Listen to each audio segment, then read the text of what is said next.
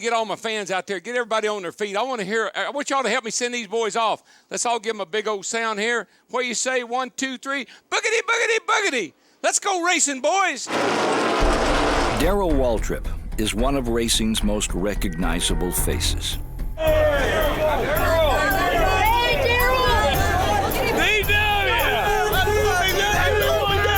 Today, he's famous for his on-camera work. Hey, Kurt, this is DW. What do you think? More important here, car or driver? As well as one popular catchphrase. Boogity, boogity, boogity, let's go racing! But before he sat in the broadcast booth, Darrell Waltrip occupied the driver's seat as NASCAR's most flamboyant star. To the finish line, it is Darrell Waltrip winning the Rebel 500. When he came in, he was Mr. Hot Shot. That's the problem with me. I make it look too easy. It was kind of NASCAR's Muhammad Ali. Nobody could beat me. I was the best. Waltrip won 84 NASCAR races, but the path to victory lane was not without its road bumps. I saw a lot of pain. I saw a lot of agony. I don't even know if I have the words to express the pain, the humiliation that we suffered. It was hard on my whole family. It was really frustrating because I felt like, I couldn't do anything about it. There were times when I thought, man, I've bitten off more than I can chew. Through both the ups and downs, one constant has remained. Passion. Passion. Passion. Passion. Passion. His passion for life. Boogity, boogity, boogity, baby. For his family. For the sport. The Daytona 500 belongs to Franklin, Tennessee's Darrell Waltrip. I won the Daytona 500. I won the Daytona 500. It's just his passion. You can't fake that in this business. Come on, Mikey. You got it, man. You got it. You got it. You got it. You got it. Mikey! Darrell Waltrip started as a kid with dreams of racing. He became a pop culture icon. This is his unique story. You have to be driven. And when you have that drive, then that creates that passion. Darrell Waltrip, his passion beyond the wheel.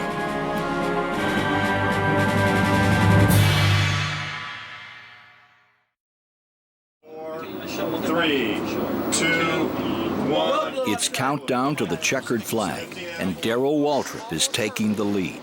Pick it up, DW. You know, we've been under these long greens longer than I can remember in quite some time here, and this is one of the most physically demanding racetracks that we go to. Well, I think it's very important, not only to NASCAR and Fox, but to NASCAR itself, to have a passionate, articulate advocate. Just his love and his passion for the sport. You can hear it in his voice. What do you say? 1, 2, 3. Boogity, boogity, boogity. Let's go racing, boys. You can't fake enthusiasm. You can't fake it in life, you can't fake it in business, and you really can't fake it in television. And DW's love for the sport comes through to the average person. Now you see signs, people hold up boogity, boogity, boogity. People want to know, where's DW? We want to hear boogity. Boogity, boogity, boogity. Yeah, baby. Boogity, boogity, man. Boogity, boogity, boogity. That's what I said. So I think we're stuck with it forever. Kids love it. Little kids. I mean, my little nephew, he's 6 years old, and he comes over here all the time hollering, boogity, boogity, boogity, let's go racing, boys. On 3. Let's go racing! Ah, that a boy. So that's a mandate for me. Fans adore Waltrip for far more than a famous tagline. He's become an ambassador of the sport, showing benevolence and goodwill to those who greet him. I don't want to disappoint people. You know, I know people talk about athletes and their heroes and role models, and then they meet them and they say, well, that guy's a jerk. I don't ever want people to feel that way about me. He is my hero! Hard or no hard? Today's my birthday. I've waited 21 years for this. It's that characteristic that he portrays and actually is to the TV audience that make them feel like they have a personal relationship with Darrell, and that's just his style. It's his nature. I think that shines through, that he cares about people. DW, can you say hi to my wife back home in Milwaukee? Hey, Darrell. What's your name? Paulette. Hey, Paulette. I'm doing real good. How are you? You got it, baby. Boogity, boogity, boogity. All right. Well, good talking to you. All right. I'm a people pleaser. Thank you very much. Thank you. I want to grab them by the hand. I want to look them in the eye and say, nice to meet you. What's your name? What do you do? And I'm serious. I don't do that as a, patronizing. When I do something, I'm serious. What's your name? What do you do? And nice to meet you. Who are you guys? And where are you from? Churchill. Churchill, Virginia, North Carolina, Idaho, Tennessee. Tennessee, all right. David Dodge. My father-in-law was a great big fan of yours. Thank you, buddy. The good part is that it's never like awkward because my dad can come up with something to say anytime you want him to. The bad part is that he can come up with something to say anytime you want him to, so it just never stops. Darrell! What's up, DW? Put a little of that boogity, boogity, boogity there. My dad has definitely embarrassed me so many times. Get your motor running. Get out on the waterway. Looking for adventure. And whatever comes our way, here we go, baby! We'll be walking down our hall and we'll hear my dad upstairs in the shower singing. And my friends will be like, is that your dad? And I'm like, no, that's the radio. Riding out on a horse in a star-spangled rodeo.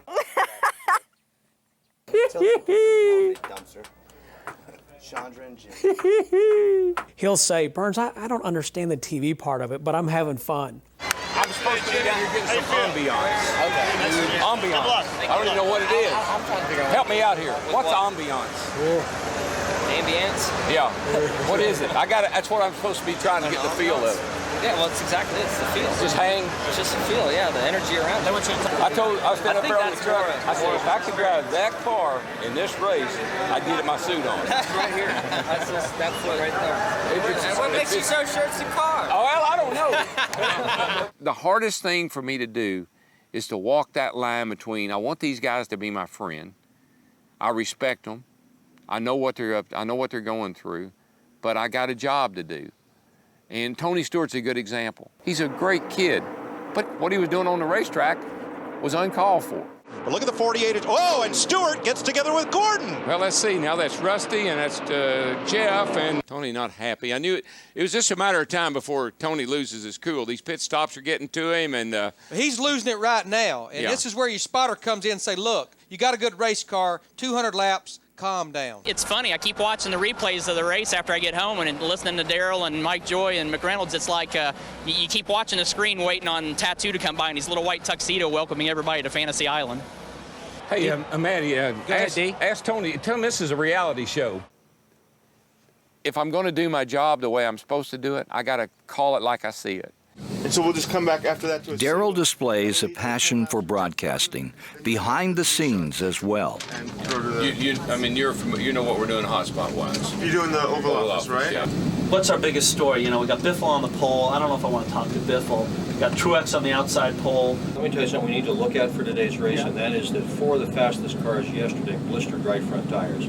Tires is and people are changing the setup on their car. Truex is one.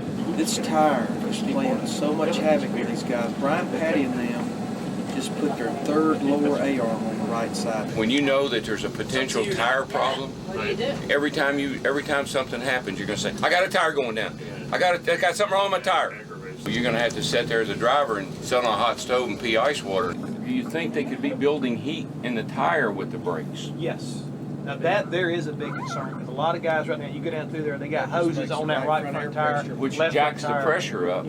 So and if I was going to play off anything, there's your trouble. Guys who use the brakes not only wear the brakes, but create another problem with the tire, and the tires are going to be an issue. Yeah. That's what I would be concerned with. So what they're telling you is you got to stay off the brakes because you build all that heat in those rotors. That jacks that air pressure up in the right front tire, and they can't stand that. Good news, bad news. Good news, you got great brakes. Bad news is you can't use them. I think as a driver, I have a driver's mentality. He can see things happening that mere mortals cannot. Rusty just went by Dale Earnhardt Jr. Dale continues to lose positions. You know, I think he's got it almost looks like he got a soft right front tire. I'm not sure, but something's up with that race car, and I believe it's a tire. Darrell has encountered every aspect that I think a driver can encounter. He's definitely fighting with a problem there. It's more than likely, since he's able to run this long, it could be a left side tire. But he's doing the same thing I'd be doing. I got a tire going down, but I don't know which one it is. It's just his passion. You can't fake that in this business. Darrell's passion for racing began as a youth in Owensboro, Kentucky. I went to races when I was 6 years old with my grandmother. I'd go to bed at night with my little transistor radio, and I'd be listening to some races. I really thought that's what I wanted to do, was to be a stock car driver. My dad drove a Pepsi Cola truck. In the summer times when school was out, I'd help him run his route. One day, a truck backed up and started unloading these brand new go-karts, and they were just awesome. I just hopped on one set on and said, oh man, Dad, this would be cool. We get one of these babies, we could go run it every Sunday up at the shopping center. We started in go-karts with him and kept advancing. My whole family sacrificed a lot for me to do what I did. Racing just came natural for me.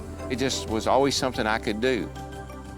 I got turned 16, I got too big for my go-kart, and they raced cars 2 nights a week in Owensboro. I wasn't a very good dirt racer, but I did win races on dirt, but I didn't like dirt. I didn't like getting all dirty. So I liked asphalt a whole lot better, and I was very successful there. So my interest really started heading more south toward the stock cars. As Darrell pursued his passion for racing, he discovered a different passion away from the track. I'd see him, you know, around town in Owensboro. There wasn't a lot to do and weren't a lot of places to go, so you kind of would end up at the same places. I remember his blue eyes. That's when I'd see him. I come from one side of town, she come from the other, and so we didn't have a lot in common, except we just really were attracted to each other. And we got married, and it was rough those first few years. We were evicted from our first apartment because we couldn't pay the rent. So we went for several months with no refrigerator, cooked on a Bunsen burner, and those were some really good meals. There were times when I thought, man, I've bitten off more than I could chew. We really didn't have anything going for us other than just his desire. Stevie, from day one, she believed in me. I said, I'm gonna win a NASCAR championship. She believed me, and she believed I would. Darrell and Stevie were teammates in both marriage and racing. I was the driver, but I also was a crew member. And Stevie sometimes even had to help work on the car. I kept laps because it was one less person we had to pay. She worked in the pits before you saw any women doing that. He wasn't afraid to be the first guy that had his wife working in the pits. You know, he was a trailblazer. Just from the beginning, they've been partners. Darrell has always included her in everything.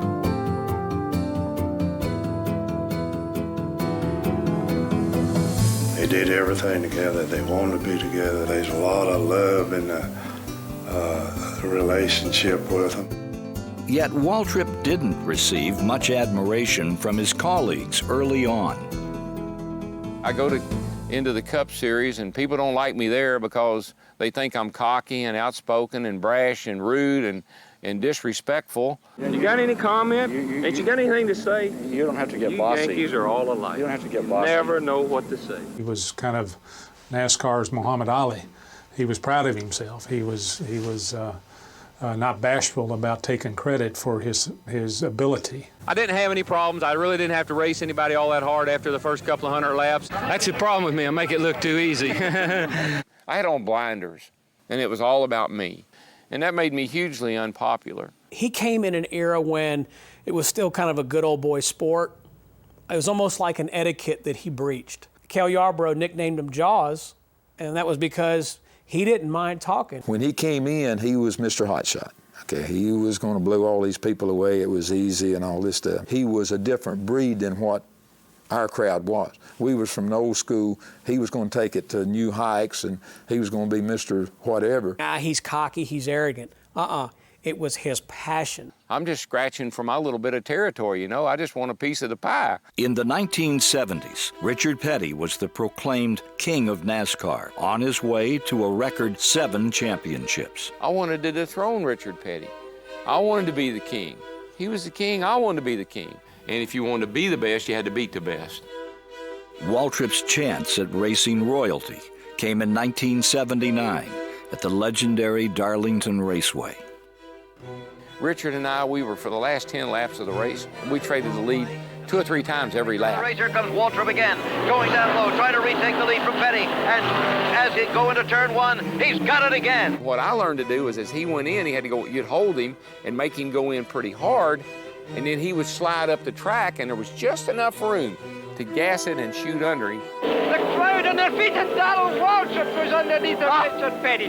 I've never seen such a good close race in this. Look how close they are. They've touched. Look at the crowd waving and shouting. They've never seen anything better than this. And as we go into turn 3, I hold him, and make him go in to stay ahead of me. He slides up the racetrack, and I drive right under him. He's alongside. It's a drag race to the finish line. Allison in third, blocked. He has nowhere to go. Down the backstretch, the final 2 turns. Petty can't hold the STP car low. Here comes Waltrip underneath. Waltrip has the lead. They're coming to the finish line. It is Darrell Waltrip winning the Rebel 500. It was one of my finest hours because I had beaten the king. I never doubted his ability from the driving standpoint. Some of the methods I might have questioned, but hey, I've been questioned too, so I don't worry about that. Waltrip narrowly lost the championship to Petty in '79, but he gained valuable experience. My years of driving that '88 Gatorade car, I learned everything I needed to know to be successful when I got in Junior Johnson's car. In 1981, Waltrip joined car owner Junior Johnson, a NASCAR legend, revered for a no-nonsense attitude and incomparable knowledge of the sport. He was the master. He had the best team, he had the best car, he had the best crew. You plug in a dummy like me, and you're going to have success. He lived and breathed racing, and that's a great thing to have in a race driver. I never wanted to disappoint him. I didn't want to let him down. Junior is a lot like E.F. Hutton. When he speaks, I'll listen, and I think a lot of other people do too. Darrell was teamed with Jeff Hammond, a jackman who was later promoted to crew chief. We were friends. Not only did we work well together, but we were friends. We spent a lot of time together. He knew that his success depended on me. I knew my success depended on him. We took a lot of pride in each part of this equation, understanding that if we did our jobs, that the reward at the end was really going to be something special. During the '81 and '82 seasons, the number 11 car was in a class all its own. Everybody had that number 11 car on the stopwatch. That was the team they were watching. They were watching DW. It's hard to put into words how it feels to roll into a racetrack, and when you unload, everybody's looking at you as a car to beat. Nobody could beat me. I mean, I was the best. Much of his dominance came at the Bristol Motor Speedway, where he won a track record 12 races, including 7 straight.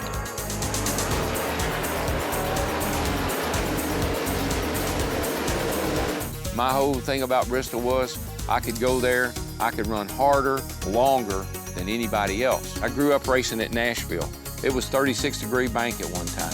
So I loved the high banks. I loved to feel the car digging into the banking. It seemed that no matter where Waltrip drove, victory followed. In 2 years, he won 24 races and back-to-back NASCAR championships. Come here, Junior. You're going to get a hug when you want it. Hey, it was so rewarding and gratifying and feeling like we'd beat the system because that was some tough competition. The man known as Jaws remained unpopular, but that didn't stop him from using his mouth as an advantage. Darrell used his wit to talk 2 teams out of championships. Bobby Allison in '82 and Bill Elliott in '85. They were more concerned about what Darrell was going to say next than they were what they were going to do in the race. I think we've got a slight psychological advantage on everybody. They know this is the car they got to beat. I think we made some people do some things this morning before the race that they wouldn't have normally done. You know, I got a good feeling. I know I'm far, far behind, and I know it's going to take a miracle. But this is a miracle team. In 1985, Waltrip overcame a 206-point deficit to win his third NASCAR championship in 5 years. When Waltrip traveled to Kentucky, he returned home as the premier driver in American auto racing.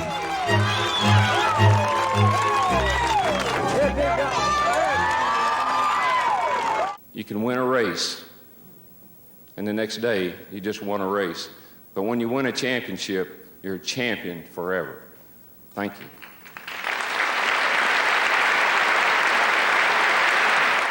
Every great driver has one great adversary, and Waltrip's went by the name of the Intimidator, Dale Earnhardt.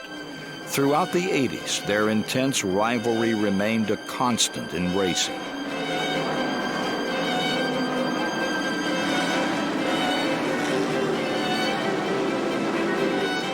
That might have been the Redskins and the Cowboys of that era. He would challenge you, and that's what it takes to make you better. We've had a lot of great races together and a lot of rivalry at times together. It's almost like two heavyweight boxers that stand in the ring for 15 rounds and bang on each other and beat on each other. But when it's over, they hug in the middle of the ring. That's how Dale Earnhardt and Darrell Waltrip were. Their feud hit a fever pitch during a 1986 prize fight in Richmond.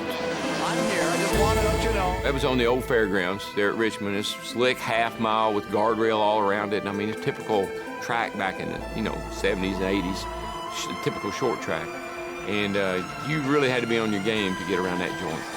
I'm all over Dale. I mean, I get a nose under him, he cuts me off. And I mean, I'm going everywhere trying to get around him. He is on the inside. He's down there. Earnhardt cuts him off. And finally, Junior came on the radio with about 3 or 4 to go, and he said, Darrell, don't let that SOB hold you up. 10-4, Junior. I'll get him. When he gets dragging his foot, I call on him. You know, if you say you're great, I want to make sure you are great. And Darrell Waltrip may have it. He's along. He cannot make it.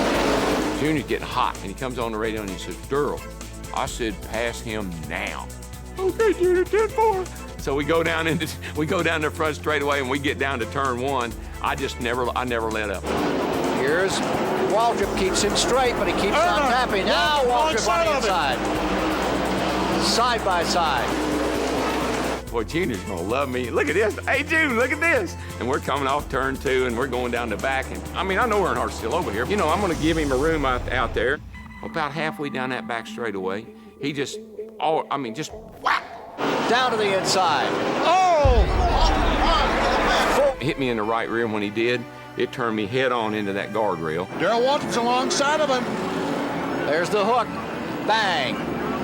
Earnhardt came down, caught the right rear of Darrell's car. He's one of those guys, if you hit me once, I'm gonna hit you twice. I mean, it tore my car all to pieces, it wrecked him. There's no question in my mind, he wrecked me on purpose. I had a new respect for Darrell and what he could do and how he could do it. And I lost some respect for Earnhardt because I still to this day think he did it deliberately.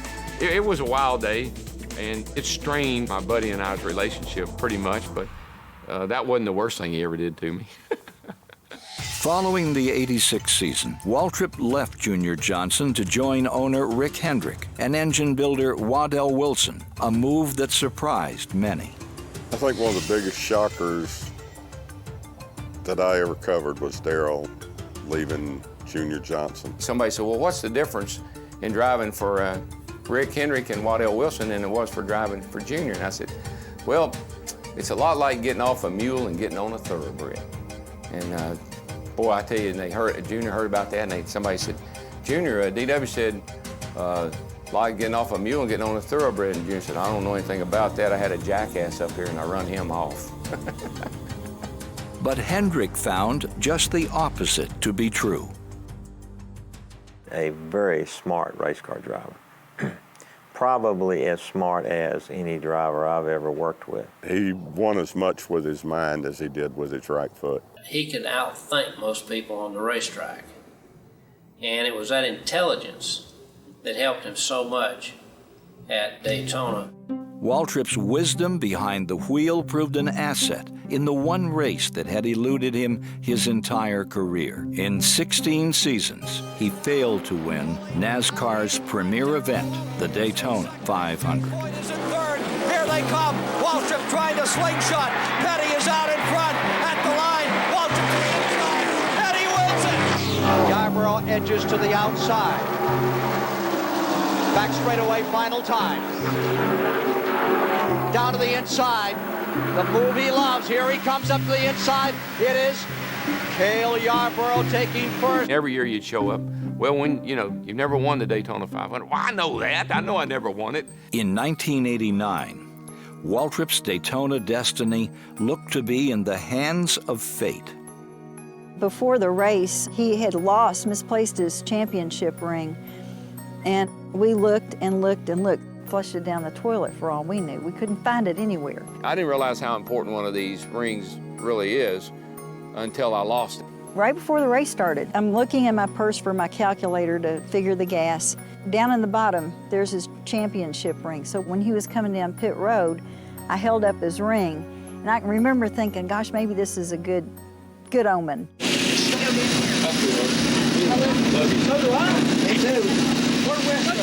Gentlemen, start your engines. As the driver of the number 17 car, Waltrip seemed to have finally found his lucky Daytona number. Where everything just kind of rolled into place. Pit number 17, races on the 17th. It was 17th Daytona 500. A lot of 17s, a lot of numbers coming up the same way. All these 17s were coincidental to start with, but we started adding them up. And my name has 17 letters in it. If you were going to bet on something, that'd have been a good thing to bet on. At the start of the race, 17 was coming up snake eyes. And Waltrip is falling back a bit. Marlin taking second. Yeah, you wonder if Waltrip might have some sort of a problem. He is definitely off the pace. The car was bottoming out on the track, and it didn't drive well. It hit the bumps and move around, and it was really hard to hang on to. If his race car wasn't right, it would be right by the end of the race because he had the ability to communicate to his team what that race car needed. Okay, Darrell, let's go back through. When you get in position, tell me what you want to try to do to the car right quick. I think we ought to take 2 out of the right rear and put 2 in the left rear if you don't want to move in the front. Talk to us, Darrell. Right here. I kept having a pit. We just kept working on the car, That turned out to be a blessing. The car started to come around. I finally got to where I could get through the turns wide open and started to really be able to hang on to the car. I was coming up through the pack pretty good, and Jeff called me on the road and he said, DW, what do you think about this? He said, if you could save some fuel, we might be able to make it without stopping again. I said, that's a no-brainer, buddy. I can do it. We calculated up that we could go the distance if we just conserve fuel. The strategy was simple, but few drivers had the brain or bravado to attempt it. He knew where he needed to be. He didn't abuse his stuff. He was in position. And then when it was time to go for it, he did it.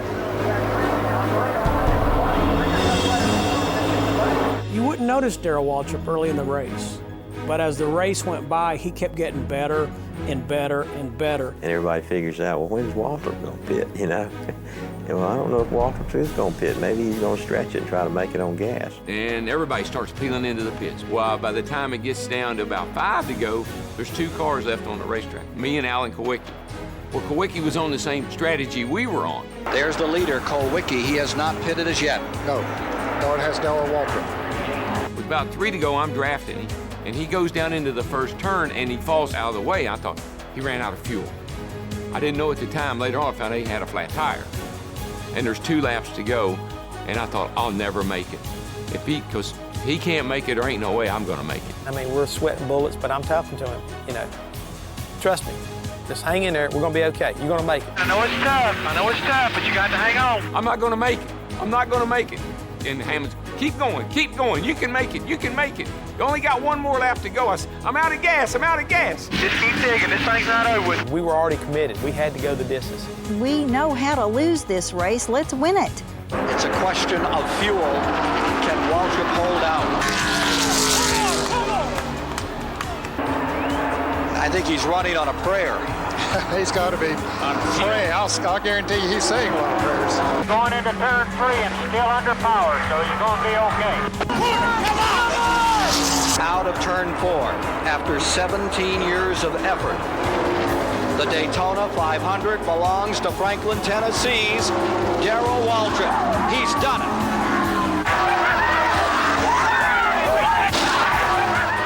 The risk paid off with the ultimate reward. As he started to climb from the car, I could see a mixture of jubilation and relief. Car owner Rick Hendrick, driver Darrell Waltrip, wife Stevie. Oh, I won the Daytona 500. I won the Daytona 500. Darrell, how long? Wait. This is the Daytona 500, isn't it? You bet it Don't is. tell me it isn't. Thank God.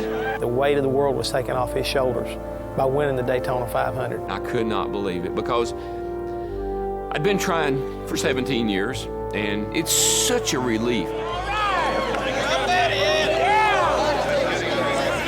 That was so fun. That was so huge.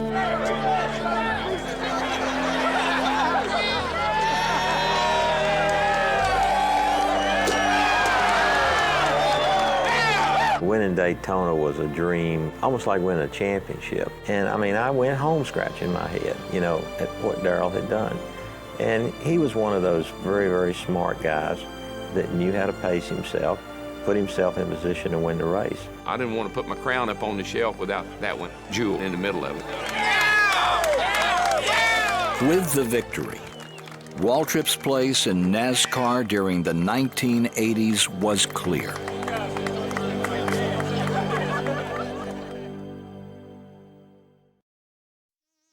As driver of the Tide car, Darrell Waltrip was cleaning up his image. He was no longer an outsider, but a member of the racing fraternity, which became evident during an altercation with Rusty Wallace at the 1989 All-Star race. In the fourth corner now, Wallace comes down low again. He puts the tire. Waltrip loses it as they touch. Waltrip spins it backwards across the grass as they come to the white flag. Son of a gun, if he didn't bump me just enough to get me around, and of course I spun down the front off of 4 and down in the grass, and that scoundrel, he went on and won the race. At that point, it seemed like it made him not so much of a bad guy, but boy, I was definitely the bad guy then. Look at his wife. Tears in her eyes. Very sad. $200,000 lost right there. After Waltrip was spun out, everything else spun out of control.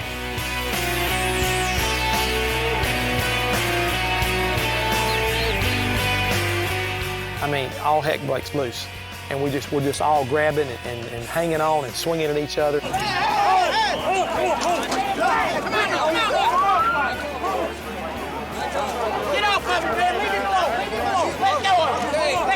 If that had happened 10 years earlier, Darrell would probably been down there in victory lane trying to fight with Rusty. And normally he probably would not have taken the time to choose the words that came out like they did. Just hope he chokes on that 200,000. That's all I can tell him. No, he knocked the hell out of me. I mean, this is no kind of race to be playing that kind of game. He did, I think, a very exceptional job, and that quote will probably last for a long time in the history of NASCAR. Waltrip was a different driver than the one who burst onto the NASCAR scene in the 1970s. He was focused on how do I want to end my career rather than, you know, getting to the top of the mountain. I didn't want to be known as Jaws anymore. I had a bad reputation, and it took a little while to turn it around, but I didn't give up until I did. Instead of people serving me, I started to try to serve people back. I made an asserted effort to change the way I did business. Darrell discovered a new passion, his faith. Each Tuesday, he hosted a Bible study for men in the basement of his home. I gave my life to the Lord, and from that point on, I made a commitment to stop just worrying about what I wanted and what was right for me and what I thought was good, and I wanted to change it. Change meant trying to mend a strained relationship with younger brother Michael. I didn't spend a lot of time with him. I was in a whole different league than he was at the time. And so That made it difficult for him. There's very little interaction between us, and it didn't seem, except maybe at Christmas and Thanksgiving. And so that was probably a little difficult on a 10, 12-year-old, not understanding what a big brother was all about. Our relationship wasn't very good. We were brothers, and we were brothers by name, and that was about it. But as I grew older, and he got older, you know, when you're 40 and all of a sudden your brother's 56, 40 and 56, that doesn't seem so far apart. And the older we got, the more alike we became. We got a little shot into the breeze here, D. Yeah, buddy, it's going to be a little... Your natural shot's going to need you to hang it over the water for a while. I don't think I can get it. One thing that he's become that I'm really appreciative of and I enjoy is that he's become a really special big brother to me. Okay. Fans noticed Waltrip's new persona and in 1989 voted him the most popular driver. To have the fans change the way they have and feel the way they do is probably my biggest accomplishment in this sport. Off the track, the Waltrips marked a far greater accomplishment. Steve and I, we tried to have kids for 18 years, and we kept having miscarriages. We started adoption proceedings, and I got pregnant a month later. They didn't know if they'd ever be able to have kids. And when they finally did, you've never seen a happier man. He used to carry Jessica everywhere at the racetrack. And we used to laugh, that child never learned how to walk because Darrell carried her everywhere. In 1992, the Waltrips welcomed a second daughter, Sarah. Paternity had a profound effect. From the time Darrell became a dad, it just softened his heart. Come on. Come on, hurry, hurry, hurry, hurry, hurry, hurry, hurry, hurry. All right, come on, come on. Where are the duckies? Oh, that's a cute little duck. Look at him. Oh, a fish. All right, help me pull it up. Oh, man. You need a woman around all the time. Get that big old kiss. Not that big. Oh, goodness gracious. I saw a man I had never seen before. See?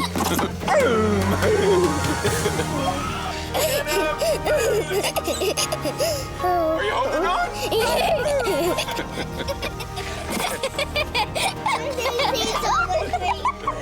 I love my dad. My dad is so much fun. And I just really like that he's made himself available. What are y'all gonna do, just hang around here until I get back? I'll be back at 7 o'clock. Only people that are gonna be on there is Throwing and Turquoise and Madeline. Some guy I've never heard of, right? Truex. Truex, yeah. What is that?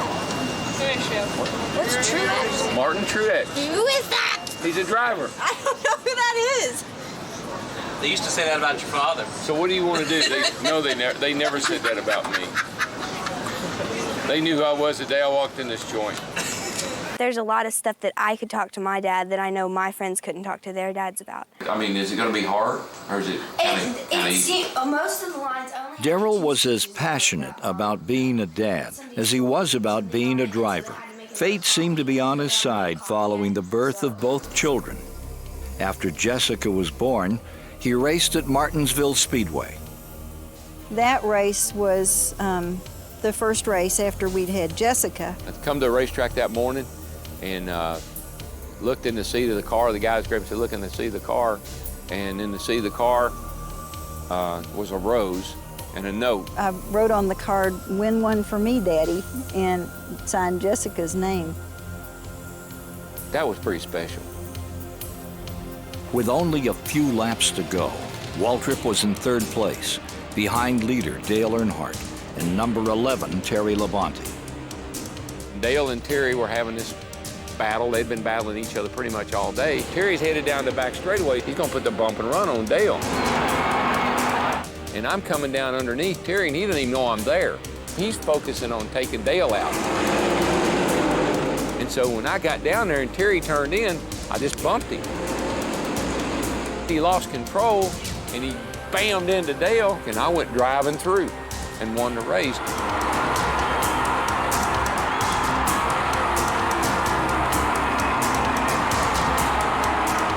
The improbable victory was a result of good fortune and perhaps a bit of fate. There's that note in that rose, and I win the race that I shouldn't have won. That had to be divine intervention right there. Waltrip won again the weekend after Sarah was born. Here's Waltrip off of corner number 4, and the checkered flag waves. Darrell Waltrip has won the Bud 500 at Bristol. Honey, it's me again in victory lane with the, for the kid. He couldn't remember my name, and, he was like, the kid, the kid. Yes, wait, I'm close for you.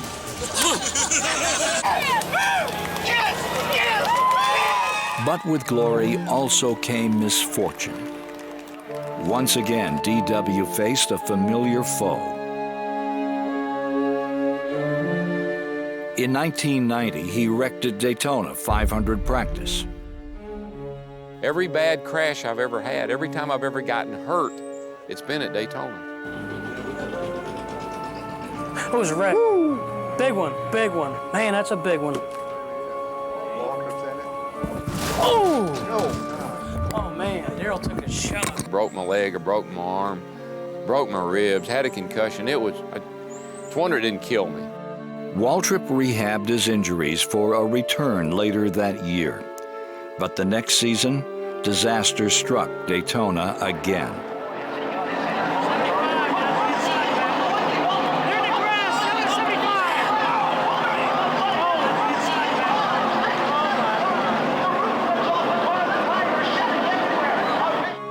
Darrell escaped serious injury, but the crashes took their toll on both him and his family.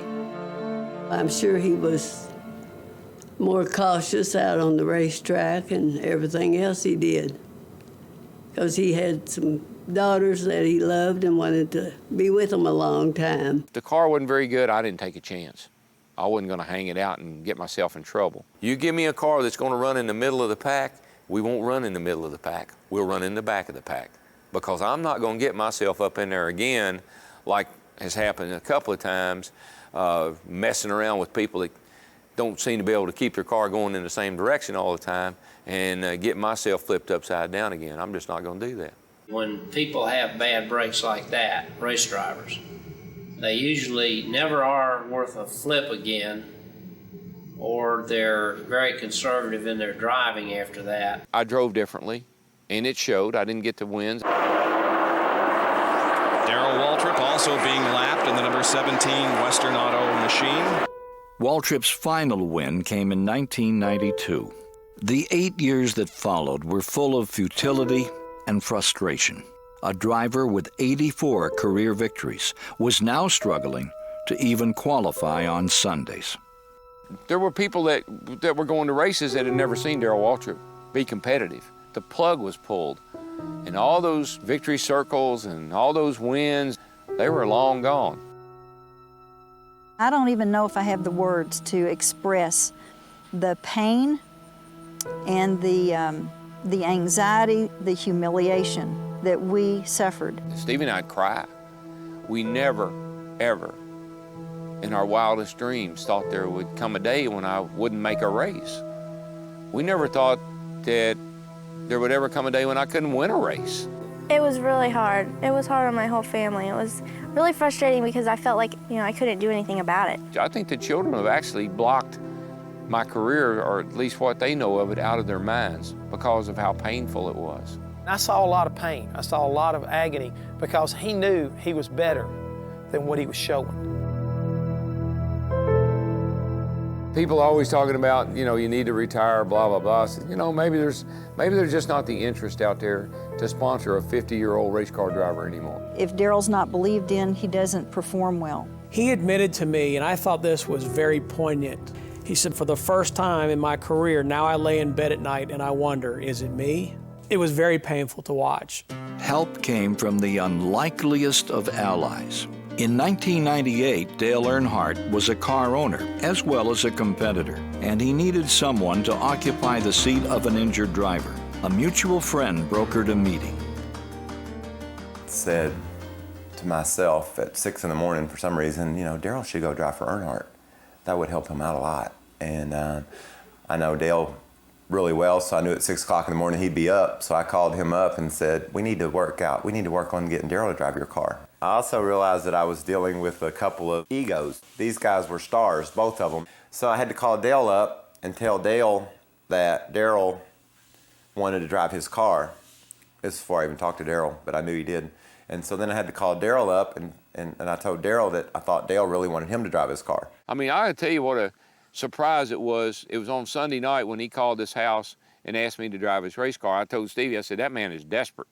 If he's calling me and wanting me to drive his car, he's desperate. Darrell and Dale had a relationship that probably some brothers would have, where you love them, but there are things about them that you really don't like. Teresa told me when Darrell was driving the Pennzoil car, what she liked best about it was where it had brought Darrell and Dale to in their relationship. And I felt the same way. We spent some good quality time together, and we talked about a lot of things that had been between us through the years. We were much better friends again. Two guys that raced harder than anyone in the history of NASCAR in the early 80s, becoming allies and racing together. I thought that was a great story. Dale Earnhardt respected Darrell Waltrip, and he knew what his capabilities and what his talents were, and he trusted him to drive that race car. I think that confidence and that trust is what Darrell was searching for all that time. When he got in that car, it was just like magic all over again. Those guys, they were saying, hey, what do you need? He told them what he needed. They gave it to him. All of a sudden, the ability which had carried him all those years, it was back. Not that he really had ever left him, but he just needed to have somebody to kind of like believe in him again. Darrell Waltrip is really a reborn race driver since getting with Dale Earnhardt. All he's got to do is focus on driving. And look how well Darrell Waltrip is running. Look at him go. This is the Darrell Waltrip I remember. The guy that moves around, gets that race car in good position, and makes the best moves he can with what he has. I knew I could still get the job done if I just could find the right car. And now I'd found the right car, I'd found the right situation, and I found that the key thing, people believed in me. A once catatonic career was revived. At the Pocono Raceway, Waltrip had one of his best showings. Darrell Waltrip is the race leader. You can see him. Waltrip was the race leader before being passed by fellow Owensboro, Kentucky native Jeremy Mayfield. For the lead at Pocono. And Jeremy is eyeing his first career win. This guy don't realize the impact he had on my life, and my career. Who do you think Jeremy Mayfield's driving idol is? I would bet one Darrell Waltrip. You got it. There's my hero that I've always watched that paved the way for us. I just passed him for the lead to win this race. It's just a dream come true for a young kid, anybody from a little small town, Owensboro, Kentucky. Darrell, a lot of people left you for dead. Your career, you've shown them that you still have the fire. They didn't put quite enough dirt on me. Kicked it off and crawled back out. I've been in holes before and crawling out of a pretty deep one right now, but damn, this is good. It was like he was reborn, but that opportunity wasn't going to last forever. Darrell raced for 2 more years before retiring in 2000. I am so fortunate. I came in this sport in 1972, and I've been a headliner ever since. I always like to say that when I'd go to town, people would say, "Are you here with the show?" And I'd say, "No, I am the show." Waltrip remained a feature attraction, but it was as a broadcaster for Fox's airing of the 2001 Daytona 500. It was an emotional week. First of all, I'd just gotten out of the race car. It was my first job, and we've got the Daytona 500. I mean, we've got the Super Bowl right out of the box. What does it mean to win the single biggest race in NASCAR? Well, as a little boy, I heard about Daytona. And as a young race driver, I dreamed about racing at Daytona. And then I dreamed about winning at Daytona. It took a long time. Some dreams turned into nightmares, like some of these guys have had happen to them. But there's no greater feeling, no greater accomplishment than driving your car through those pearly gates into that holy ground. When Darrell picked up a microphone to do that first Daytona for us, by lap 20, that Darrell had stamped himself as a legend of the broadcasting industry. Folks, I'm telling you, this is where you want to be, right here. We got cameras everywhere. You can see every move these cars make. I've never been so excited about a Daytona 500. I hope I'm not overdoing it. Because we had a great product that day, it made our jobs a lot easier. It had everything that you want from any sports broadcaster or any broadcaster. Late race excitement featured a 14-car crash, as well as an improbable lap leader. This is the first race for my brother driving for Dale Earnhardt. And a lot of people had asked Dale, why did you put him in the car? He's never won a race. There's a lot of guys you could have chosen that would have been better suited to drive that car than Michael. And Dale would always say, you watch. Dale's sitting back there. He's got Michael leading the race. He's got Dale Jr. running second. I know Earnhardt all so well. He's running third, and he's got this vision of him, Michael, and Dale Jr. right out here in Victory Circle. He's got those arms around both of them's neck, and he's going to tell them, I told you the boy could drive. Because he loved to be able to tell you, I told you so. Dale's back here, and he's riding the herd. You know, he's blocking everybody, and Dale's running them all over the place. I said, man, boy, Dale is really, really blocking bad. But, you know, Michael's leading, and that's okay with me. If Dale's going to block for him, well, great. Son of a gun, they come down, they come around and get the white flag. It's the last lap of the Daytona 500, and he's still leading. Make that back straightaway wide, buddy. Get all over the place. Don't let them run up on you. Come on, man. Come on now. Watch the mirror. Watch it. He's going to make a run inside. Block him. Block him. Atta boy. I'm getting excited because my brother's going to win the Daytona 500. He was able to make every viewer in America feel the way he was feeling. 3 wide behind them. You got him, Mikey. You got him, man. You got him. Come on, man. Come on, baby. Come on, get him in the 4. Get him in the 4. The 3 car down. Oh! Big trouble. Big wreck behind them. Beat him back. Come on. To the flag. Come on, Mikey. You got it, man. You got it. You got it. You got it. You got it. Mikey! All right. Darrell's rooting his brother home to win was as natural as could be. It was the natural instinct, and it was part of what we all wanted to happen. Michael comes across the line. Of course, I'm focused on him at the time, and he won the race, and I can't believe it. I wanted to throw my headset down right then and take off running, but I saw Dale's car. I knew out the corner of my eye that car had gone up and hit the wall really hard, and I got worried. I just hope Dale was okay. He knew. He had that pit in his stomach, that gut feeling that something that was not good about that broadcast. I don't like that. That's not the kind of crash. That's the kind of crash that hurts you.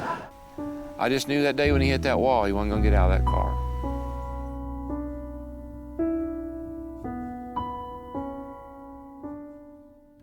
One of my dad's friends who's a doctor called my mom and told her that he died, and it was almost like he said that, we were like, oh, well, he just got the wrong information, you know what I mean? But that was hard. My dad got back, and I remember him, he was really quiet. And that's when my dad gets when, you know, something bad is happening. He just gets really quiet and he doesn't talk about it. His death will always affect us.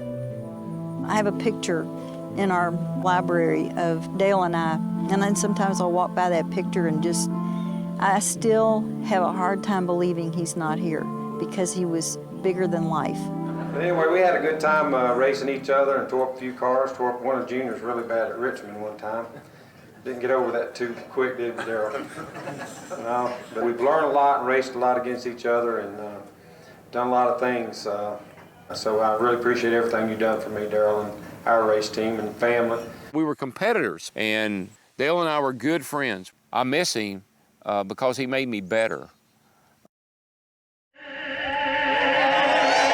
Today, Waltrip pursues his passion behind the wheel with occasional starts in the NASCAR Craftsman Truck Series. I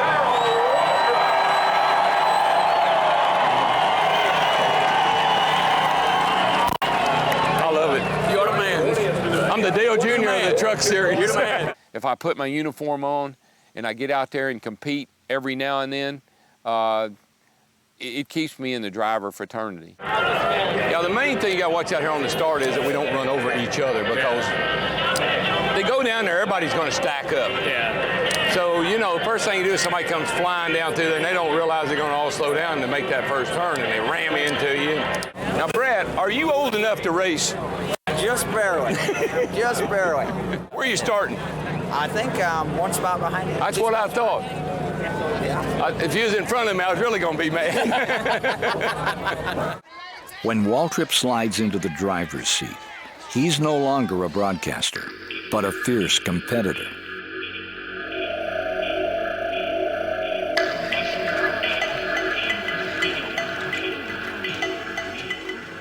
When the truck is right, he's got that look in his eye. He wants to be competitive. He wants to do good. Make sure all your switches is up. All switches up. Roger, all switches up, ready to rock and roll. Be ready. Be ready. Green flag, green flag, green flag. 2 by 2. Hold your line.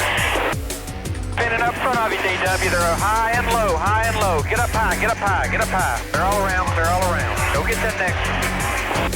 Darrell looks like he's got his truck working well. You can see him peeking ahead of Schrader there. Good job. Keep working it now. Inside quickly. 3 wide. You're in the middle. 3 wide. You're in the middle. Get down low. Get down low. There you go. Caution's out, buddy. Caution's out. Caution's out. Got one sitting in the middle of turn 2 right there. Probably go up around the high side up, maybe. I think we'll go a little bit at a time. Round on that right rear. Air pressure. The track's getting real bumpy and greasy. I'm just way too tight under acceleration, but everywhere else good. 5, 4, 3, 2, 1. All clear. Come on in. Nice and straight, buddy. Get her stopped early. Right there. Bingo. Straight out. Straight out. Straight out. Straight out. All clear. All clear. Good job, guys. Good job. Hell of a job. Went from about 15th to about 7th, it looks like. Great job. So you got to be on your toes, so you got to drive hard now. Got to get mean, baby. Got to get mean. No more Mr. Nice Guy. My guy, I'm going to give her all I got from here on out. As the race comes to a close, Darrell displays the desire of a driver half his age. And DW just had a close call. He's as competitive as ever. He likes to get out there and mix it up. Darrell is in a battle here. Outside. He's got Schrader on the outside, Ted up ahead. You can see Brandon Witt. One looking inside. He's there. He's there. He's there. Still inside. You got to crack that top 10, man. You got to crack the top 10. If you're watching the battle from 7th, 8th, 9th on back, they've decided it's okay to run into each other at this point. They're knocking each other out of the way, trying to gain precious points late in the going here. He's letting Rick know he's there. Pushing. He's inside. Inside. Clear low only. With less than a lap to go, any shot at victory is vanquished. Darrell got spun out there over in turn 4. There he is. Caution flag is not out yet. Is that Andy? Yeah, Andy in the 2 truck and washed up and got into him. Tried to keep it off of him, spun his truck out because of getting into it. Pretty good run for Darrell, though, really. Was just knocking on the door of a top 10.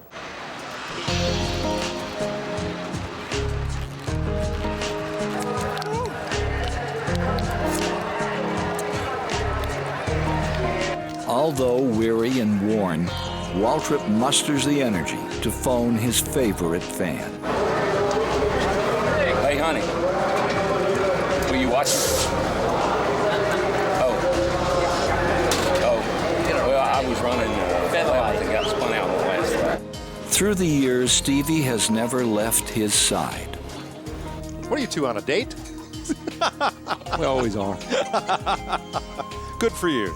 If somebody had told me 35 years ago, which is how long we've been married, to write down what your ideal husband would be, what I have right now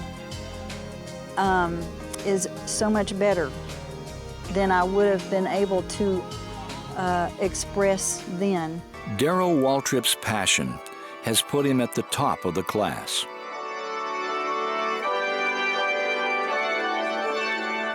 And his story serves as a racing education. Your life on the track has earned you accolades and recognition.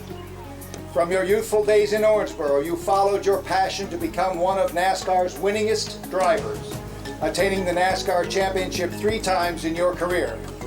From a brash, aggressive, young driver, you developed into one of the most respected professionals in your field, twice being named the most popular driver. You have championed the development of racing for the betterment of the sport, making NASCAR a household word. You have distinguished yourself as a leader and man of God.